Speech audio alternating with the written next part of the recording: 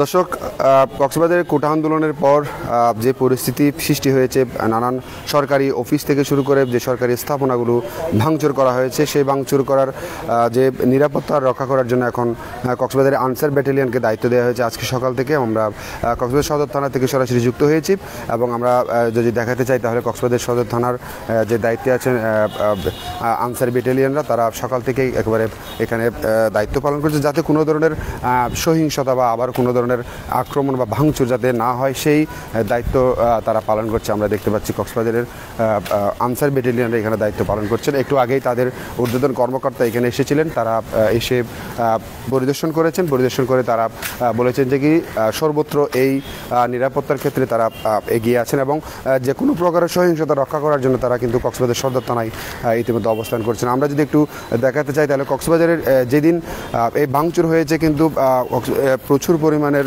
যে সরকারি যে জিনিসপত্রগুলো লুট হয়েছে এবং যারা এই ভাঙচুর এবং লুটপাট করেছেন তাদেরকে কিন্তু এখনও পর্যন্ত কোনো ধরনের ব্যবস্থা করা হয়নি। তবে আমরা যতটুকু জেনেছি এটি কিন্তু একটি দুষ্কৃতিকারী চক্র কিন্তু এখানে এই ভাঙচুর এবং লুটপাট করেছে এমনটাই আমরা জানতে পেরেছি। তবে এখানে কোনো ধরনের এখনও পর্যন্ত দায়িত্বে কক্সবাজার সদর থানার যে পুলিশ তাদের এখনও কোনো ধরনের উপস্থিতি আমরা নেই।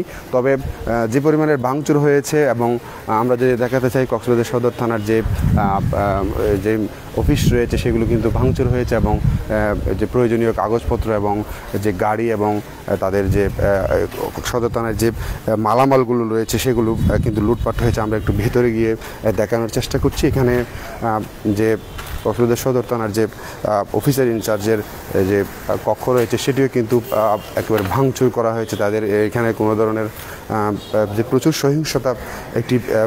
সহিংসতাপূর্ণ একটি দিন সেদিন ছিল, সেখানে কিন্তু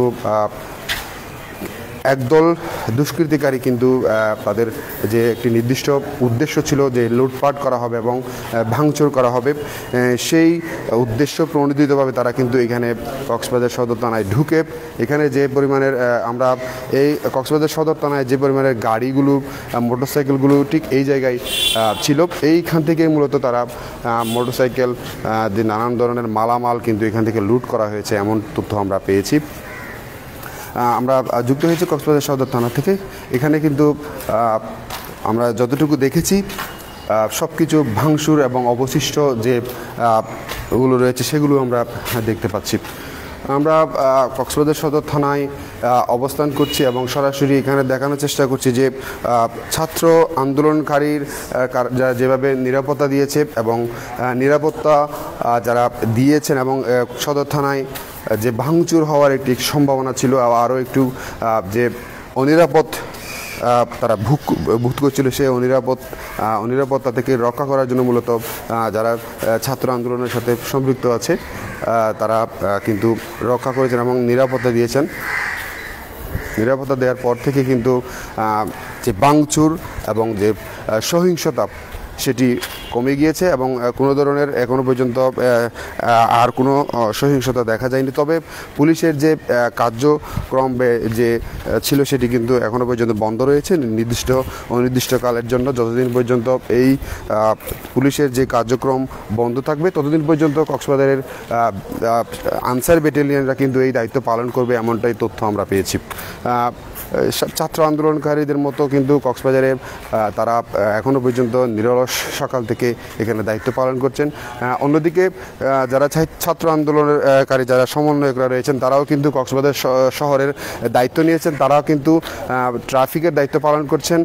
সকাল থেকে কোনো ধরনের যানজট যাতে কক্সবাজার শহরে সৃষ্টি না হয়, যেহেতু ট্রাফিকের অফিস ভাঙচুর করা হয়েছে, লুটপাট করা হয়েছে, ট্রাফিকের যে সমস্ত কর্মচারীরা রয়েছেন, কর্মকর্তারা রয়েছেন, তারা কিন্তু এখনও পর্যন্ত কোনো দায়িত্ব নেই।